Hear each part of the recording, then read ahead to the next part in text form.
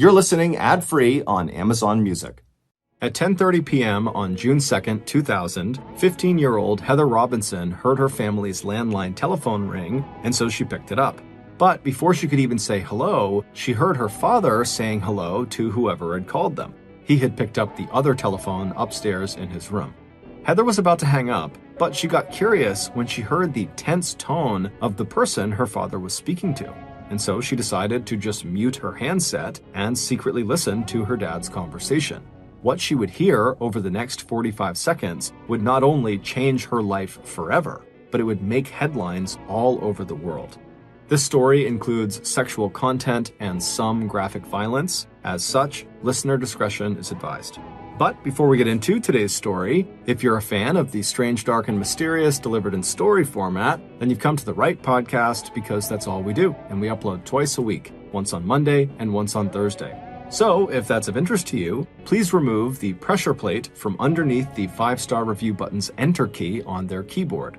Also, please subscribe to the Mr Ballen Podcast wherever you listen to podcasts so you don't miss any of our weekly uploads. Okay, let's get into today's story. For 19-year-old Lisa Stasi, the Christmas of 1984 was the worst she could remember. And that was really saying something because even though Lisa was still very young, she had been through a lot.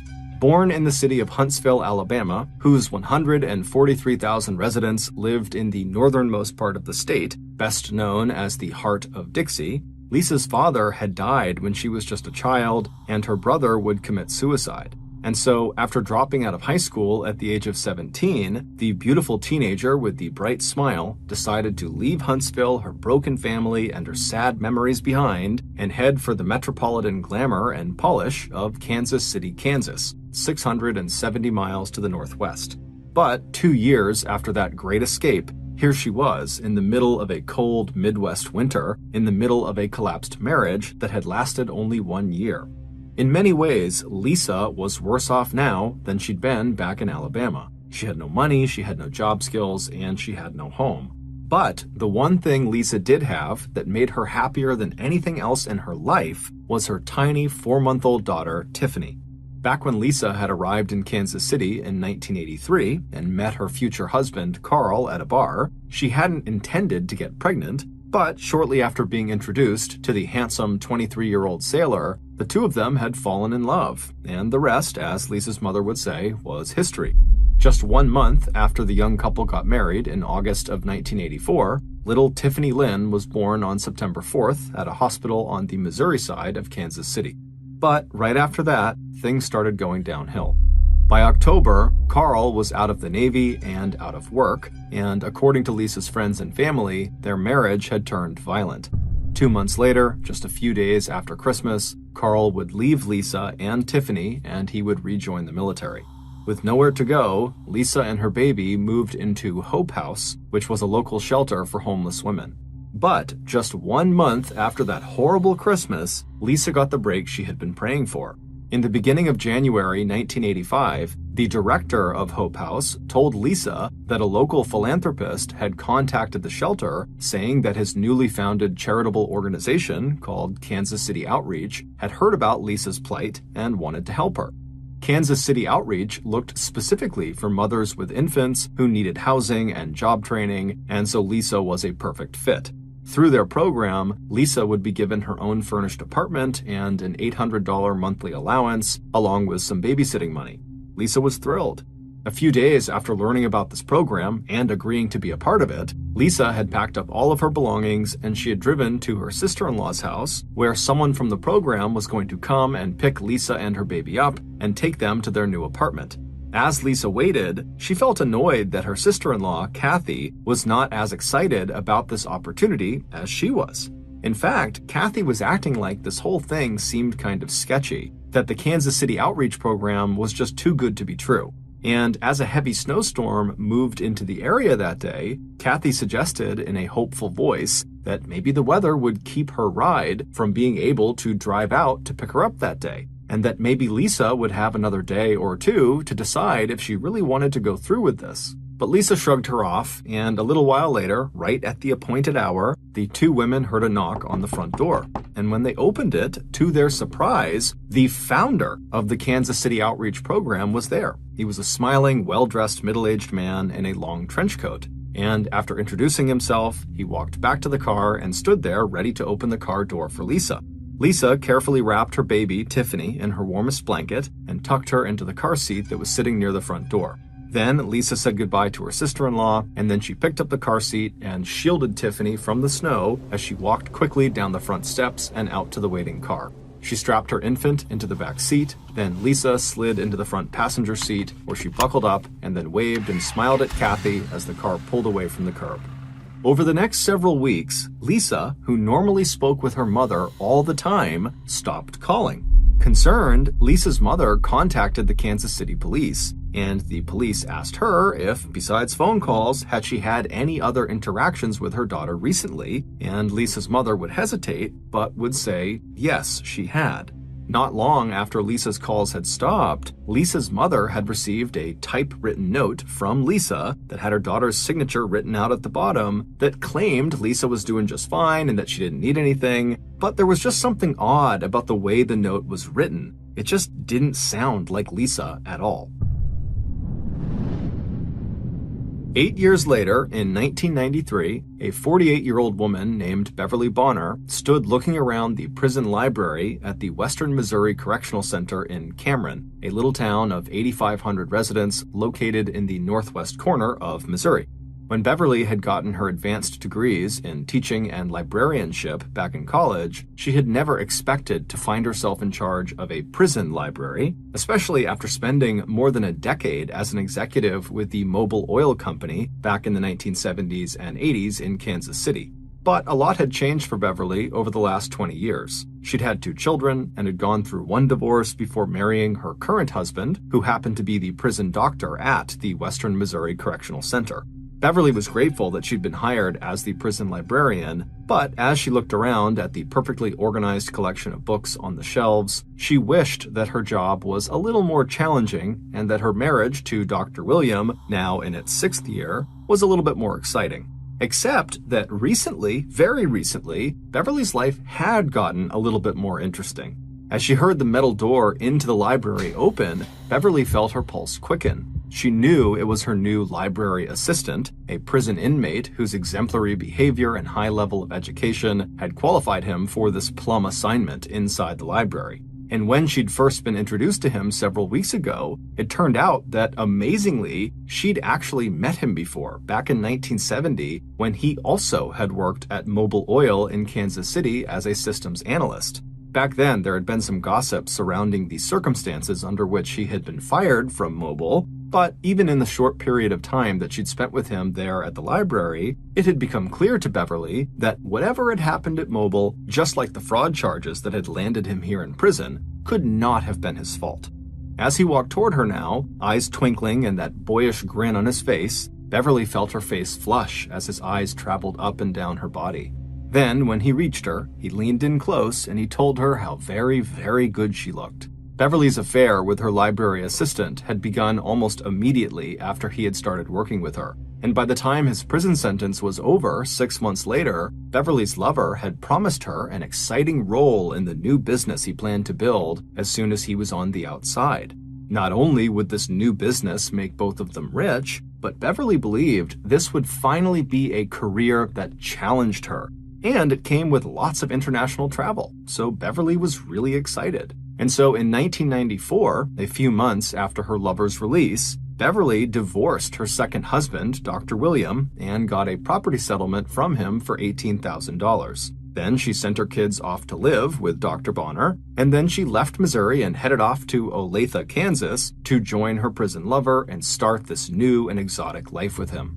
But when Beverly's oldest child died a little over 1 year later in December of 1995, Beverly didn't show up for his funeral. In fact, it had been more than 12 months since anyone had seen Beverly in person.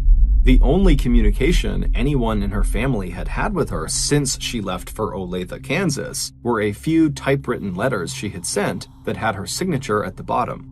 But no matter how many times the family read these letters to reassure themselves that everything was okay with Beverly, they couldn't help but think that the language she had chosen to use in these letters sounded totally weird. It just did not sound like her.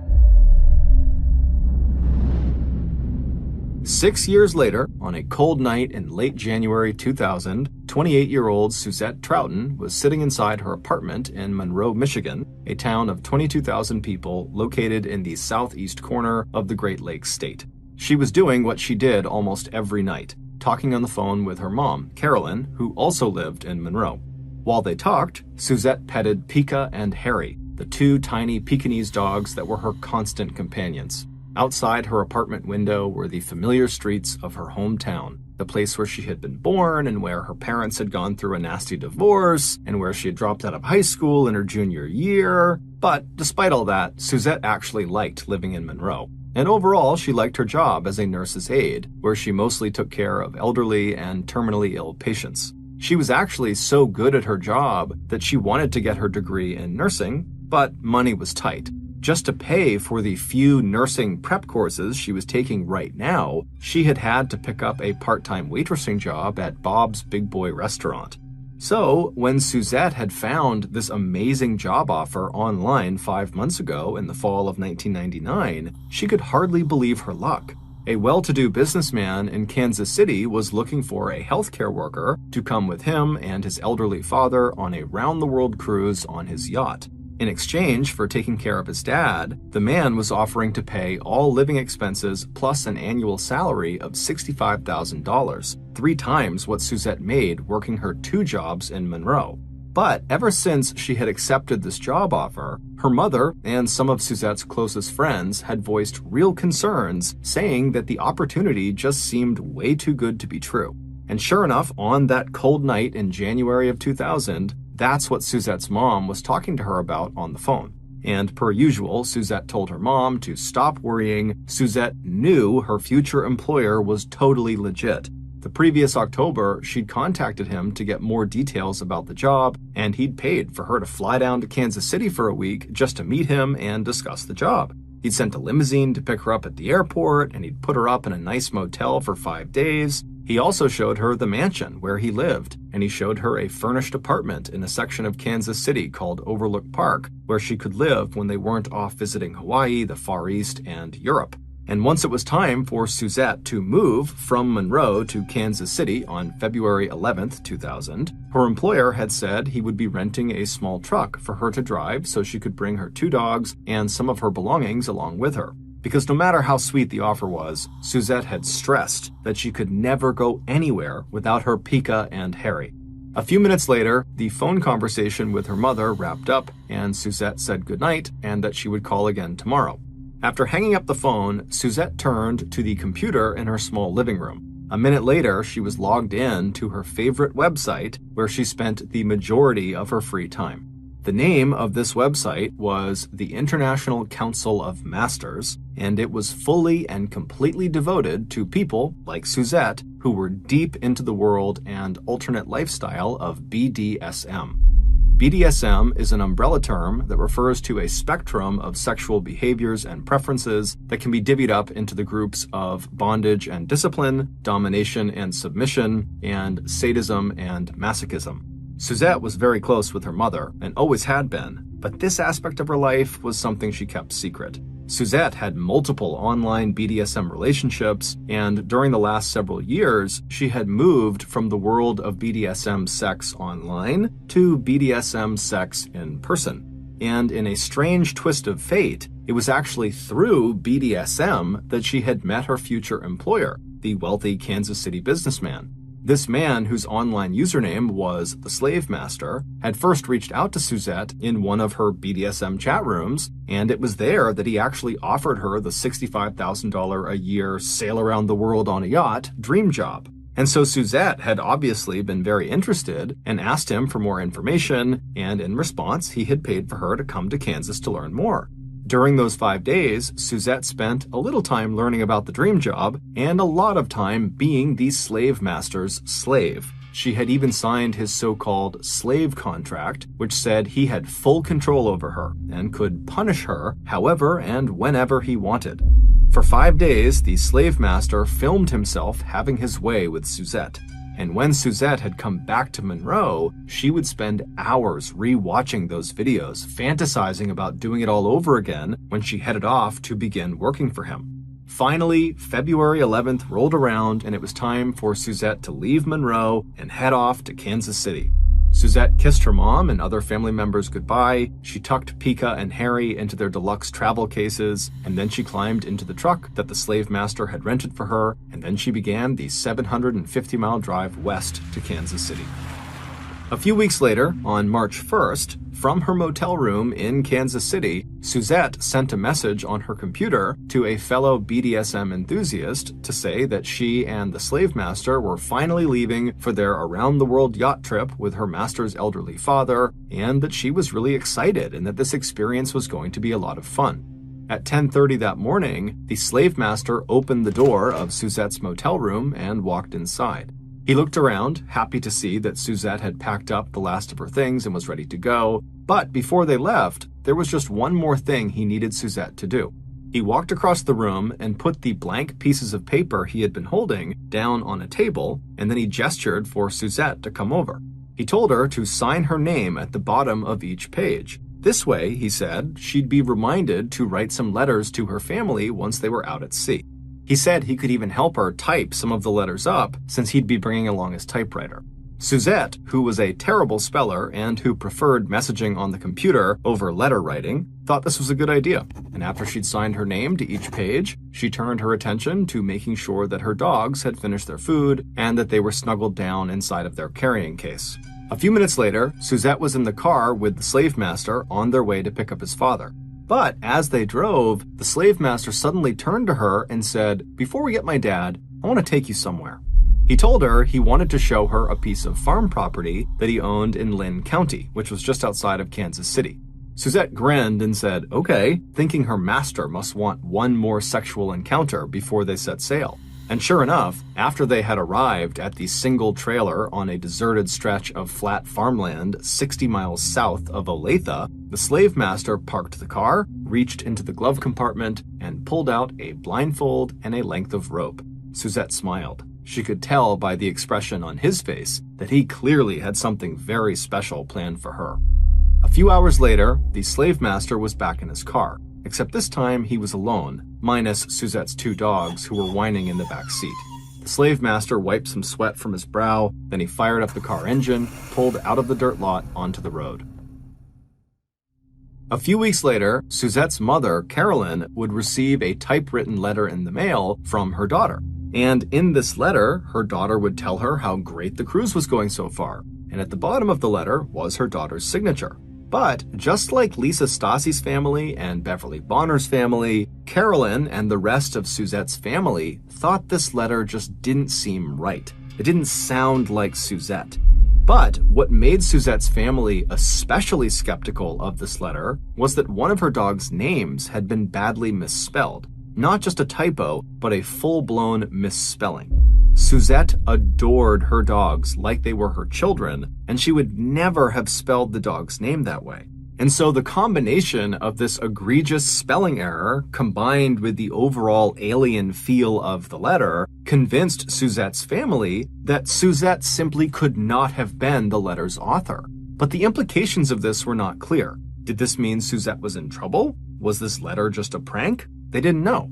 But they had no way of actually getting in touch with Suzette because she was out on this yacht, so there was no phone number for her. So with nothing else to do, the family just kind of began digging into Suzette's life to see if there was anything they could find. And her family quickly discovered that Suzette was a part of this BDSM community, but more importantly, they discovered that the Kansas City businessman who had offered Suzette this dream job was also a member of the BDSM community, and his username was the Slave Master. And when the family began reaching out to people in this community that had heard of the Slave Master, no one had nice things to say about him. And so at this discovery, Suzette's mother, Carolyn, just got this really bad feeling that something had happened to her daughter. And so she called the Kansas City police. And on this call, she would tell them that, she can't get in touch with her daughter, and she's gotten these letters from her daughter, but it doesn't sound like her. And then at the end of her initial story of what's going on with her daughter, she would tell the police that the last person she believed her daughter was with was her new employer, a man who called himself the slave master online. Now, at first, the police, as they're listening to Carolyn, they were a little bit dismissive of her story because it sounded like her adult daughter had chosen to go do something and she was sending letters, so she was in touch. So what was the big deal? But when they heard Carolyn mention the slave master part of the story, everything changed because the police knew exactly who the slave master was. A few months later, in the spring of 2000, 15-year-old Heather Robinson was sitting in her bedroom in her family's house in Chicago, Illinois, listening to her parents arguing downstairs. As she tossed her long brown hair over her shoulders, Heather was thinking to herself, did her parents really believe that she couldn't hear them fighting? And did they really think that over the last year she hadn't noticed that arguments like this one were becoming more and more frequent? It actually wasn't even the arguing that bothered Heather the most. It was the fact that her parents tried to act like these fights weren't even happening, like everything was just fine, and this totally annoyed and stressed Heather out. But the truth was, at the age of 15, everything bothered Heather, including the fact that she was an only child, and she didn't have any siblings to talk with about her parents going through this rough patch, and about how way overprotective her parents were. They had rules for everything, like not allowing her to take phone calls after 9 p.m., or telling her it was time to get off the family computer when she was mid-conversation with her friends. And with her 16th birthday and driver's license coming up that fall, she was sure they'd be making up even more rules for her. As she sat there wishing she had a little more independence, Heather suddenly remembered that offer her uncle had made her almost a year earlier. It was back when one of his 4 kids was getting married, and Heather and her parents, Donald and Frida Robinson, had flown down to Florida for her cousin's wedding. And after the wedding, during the big reception, Heather's uncle had pulled her out onto the dance floor. Heather didn't know her uncle very well. He and his wife lived 6 hours away from them, and her uncle was 10 years older than her own father, so the two brothers hadn't really grown up together. And except for special occasions like this wedding, they really only got together once a year at an annual family reunion. Now, as Heather recalled that actual dance with her uncle, she shuddered. Her uncle, who had been drinking at the reception, had suddenly gotten way too close to her, kind of rubbing up against her. However, just as quickly as he had started doing that, he had stopped, and then taking hold of one of her arms and said, it looks like things are kind of rough right now with your parents, and if you ever need to get away, you can just message me and I'll buy you a plane ticket and you can come out and visit me, no questions asked, just a little getaway. Then he squeezed her arm one more time, he gave her a nod, and then he walked away. At the time, Heather had not been remotely interested in this offer. But now, as she sat there staring out at the dark, cold night, listening to her mom and dad argue downstairs, she started to think maybe she should go visit her uncle. Maybe some time away would be a good thing. A few weeks later, at 10:30 p.m. on Friday, June 2nd, Heather listened from her bedroom for the sound of her parents retreating to their room. Once she was sure they were both in there, Heather quietly slipped out of her bedroom and headed downstairs to be closer to the landline telephone. She was expecting a call from a friend, but since it was after 9 p.m., she was not allowed to take calls. And so her plan was just to stand right in front of the phone and grab it the second it rang so it didn't wake up her parents, who had a phone right next to their bed. But when the phone actually rang just a few minutes later, Heather was fast, but not fast enough. By the time she'd picked up the receiver and put it to her ear, she could hear her father's sleepy voice already saying, "Hello?" Immediately, Heather pressed mute on her own handset, but instead of hanging up the phone, Heather hesitated. She could hear on the phone not her friend who was supposed to be calling, but one of her relatives, and his voice was low and very tense. Intrigued, Heather put the phone back to her ear and secretly listened. What Heather would hear in the next 45 seconds would change her life forever and make headlines all over the world. A few months earlier, when Suzette's mother, Carolyn, had called the Kansas City police and told them about how her daughter might be in trouble and that the last person she thought she had been with was this slave master person, The police instantly knew the man she was talking about because they were already investigating him. Several women in the BDSM community had come forward with complaints against this man. Most of the women had said they had met up with the slave master in person and he had assaulted them or stolen from them. So the police were confident that this slave master guy was a really bad guy. And so when Carolyn said her daughter, Suzette, had been with him last, and now no one could get in touch with Suzette and didn't know where she was, this sent up huge red flags for the police. But what pushed their suspicions over the edge was when, a couple of days later, Carolyn got a call from Olathe, Kansas Animal Control saying they had just found her daughter's beloved Pekingese dogs alive but abandoned in a trailer park. Carolyn knew her daughter would never abandon those dogs willingly, and so she called the Kansas City police back to tell them. When the police heard about the dogs, not only that Suzette was not with them, which was highly unusual according to her mother, but that the dogs were found in the same trailer park where they knew the slave master lived, they knew this could not be a coincidence. And so, on the morning of Friday, June 2nd, just 12 hours before 15-year-old Heather Robinson overheard that fateful phone conversation, the police in Kansas descended on the trailer park where the slave master lived. Federal, state, and local law enforcement would search not only the slave master's house, but also his 17-acre piece of farmland 60 miles to the south and several storage units he had rented in Raymore, Missouri, 30 miles to the west.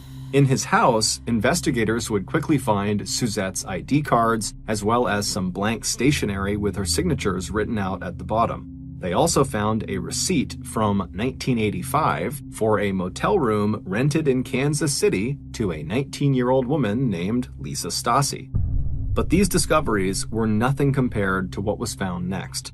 On the slave master's farmland were 3 85-gallon oil drums hidden next to the single shabby trailer. Inside of these drums, investigators found the bodies of 2 women who had died of puncture wounds to their skull, likely caused by a hammer. One of the bodies belonged to a 21-year-old Polish immigrant from Indiana who had been one of the slave master's slaves. The other was 28-year-old Suzette Troughton. She was found wearing a blindfold and had a piece of rope tied around her neck. Out at the slave master's storage facility in Raymore, Missouri, investigators found that one of the units had been rented back in 1994 under the name of former prison librarian Beverly Bonner. Inside that unit, they found 3 storage containers. One of them had Beverly Bonner's body inside of it, and the others held 2 more victims the slave master had recruited for sex, a 45-year-old mother and her 15-year-old disabled daughter who had been confined to a wheelchair. That night, at around 10:30 p.m., just hours before the public would find out the identity of the slave master, 15-year-old Heather Robinson picked up the phone and heard her father give a sleepy hello to whoever had called. Heather quickly muted her handset, but decided to secretly listen to her father's conversation. The low, tense voice of the person on the other line belonged to the son-in-law of her father's older brother, John Robinson. John was the uncle that Heather had danced with just a few months earlier at the wedding, who had been somewhat inappropriate with her and then kind of abruptly offered to fly her out to visit with him anytime she wanted. In a hushed and terrified voice, the son-in-law delivered the news that would start appearing in the newspapers and on the TV the next day.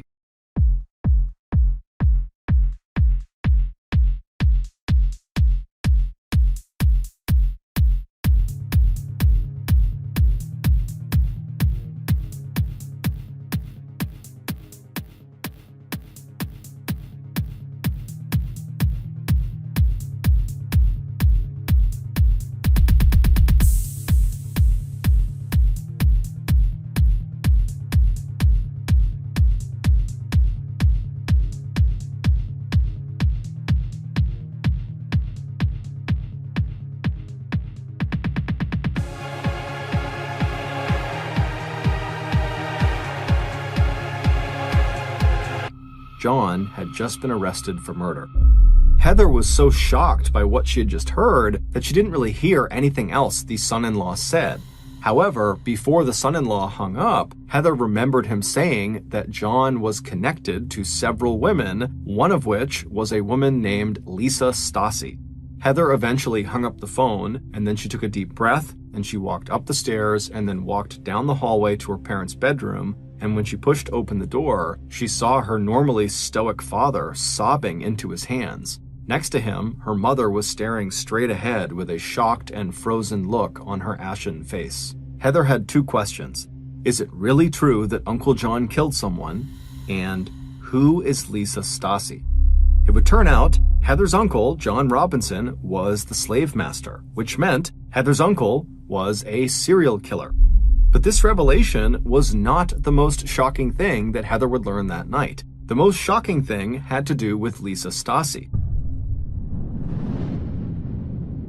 15 years earlier, back in January of 1985, Heather's uncle, John, was the man who had driven through the snowstorm to pick up 19-year-old Lisa Stassi and her baby to take them to their new apartment that his program was going to pay for.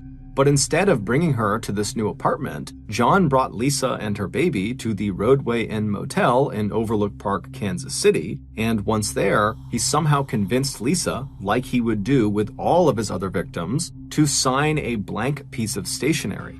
This would allow him to write letters to the victims' families as if they were letters written by the victim, because their signature was at the bottom. He hoped this tactic would keep the police off of his back. After Lisa had signed these papers, John killed her. As for Lisa's baby, John simply executed his plan. For years, John's brother, Donald, and his wife, Frida, who were Heather's parents, had been trying to adopt a child, but they had been unsuccessful. And so during this very stressful time, John had told them that in the course of his work as a philanthropist, he would sometimes get leads on babies who were up for adoption, and if he ever found a baby in need of a home, he would let them know. And now that John had just killed Lisa, her baby suddenly needed a home. So he called his brother and gave him the good news. And Donald, feeling incredibly lucky and grateful and believing the whole process had been totally legal, happily agreed to take this baby, and he agreed to pay John the $5,500 for the adoption paperwork.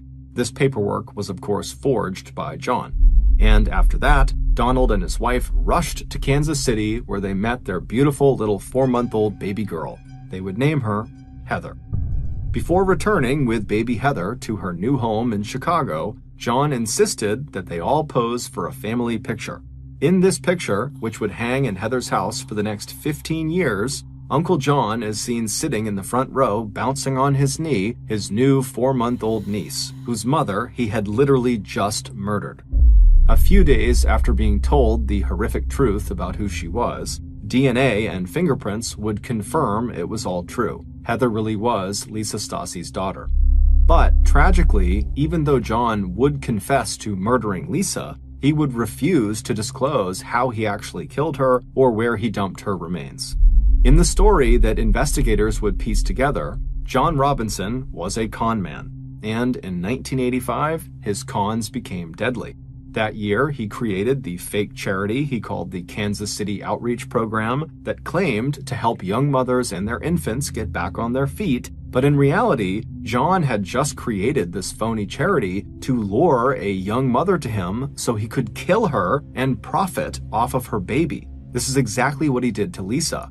After handing Lisa's baby, Heather, over to his brother, Donald, John then convinced Donald to pay him the $5,500 for the forged adoption paperwork. Investigators don't know for sure if John killed any more victims after Lisa up until the early 1990s, but he is a strong suspect in at least 2 missing women cases from that time frame. In 1994, John would land in jail in Missouri for fraud, and while in jail, he would meet and seduce Beverly Bonner.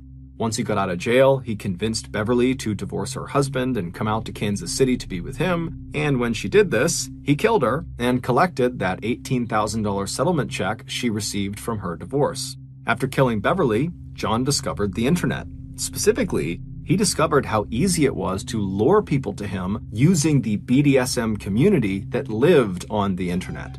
And so he remade himself as the slave master online and began brutalizing and killing people at a much more rapid pace.